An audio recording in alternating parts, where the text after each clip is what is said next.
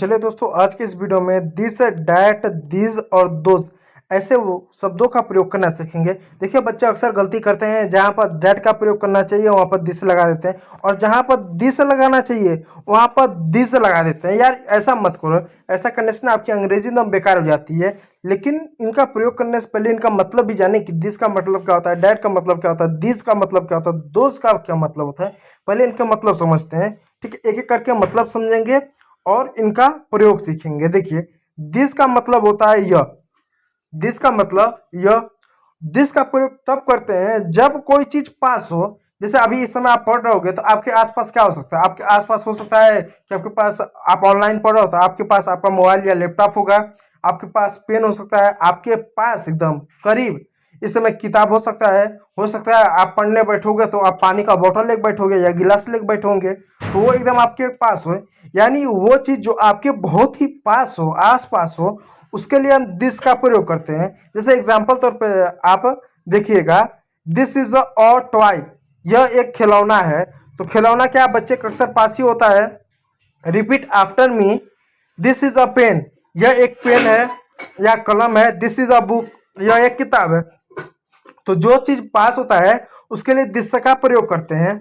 अब बात करते हैं डैट। डैट का मतलब होता है, डैट का प्रयोग जब कोई चीज दूर हो तो उसके लिए डैट का प्रयोग करते हैं। और डैट का मतलब होता है वो।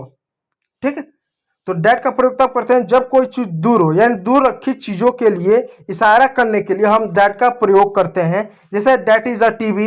जैसे आप टीवी देखते हो, हम टीवी के पास बैठ के नहीं देखते, थोड़ा सा दूरी बना के देखते हो। अब मम्मी आमतौर पर कहती है आंखें ना खराब है, थोड़ा सा उससे डिस्टेंस बनाए रखो। वो एक टीवी है। डैट इज अ चेयर, वो एक कुर्सी है। डैट इज अ काइट, वो एक पतंग है। तो जो चीजें आपसे दूर हो थोड़ा सा, उसके लिए क्या डैट का प्रयोग करते हैं। अब आता है दिस।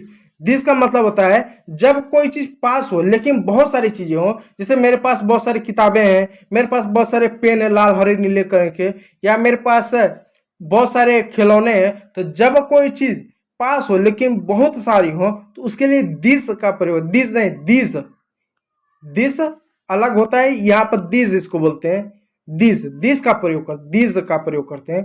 दिस का प्रयोग तब करेंगे जब कोई चीज अकेला हो और पास हो। दिस का प्रयोग तब करते हैं जब कोई चीज बहुत सारी हो और एकदम पास हो।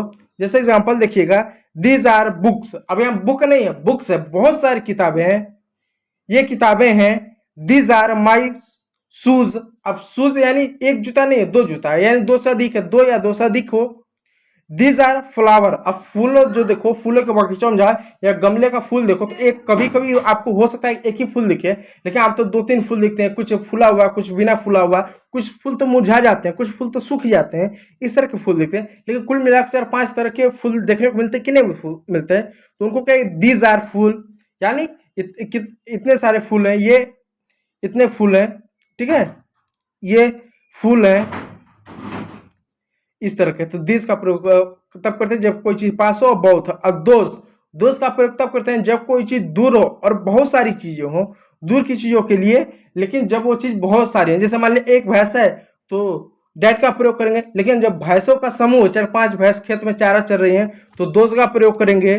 जैसे 2000 बलून, वे गुब्बारे हैं। 2000 कार्स, वे कार हैं, यानी एक कार नहीं कई सारे कार हैं। 2000 एप्पल्स, यानी सेब, वे सेब हैं, बहुत सारे सेब हैं। जो ठेले पे सेब बेचता है, कई सारे सेब बेचता है, एक सेब लेकर तो बेचने बैठेगा नहीं। तो उसके लिए क्या करेंगे, दोस्त का प्रयोग करें। दोस्त का प्रयोग तब करते हैं जब कोई चीज दूर हो और बहुत से ज्यादा हो।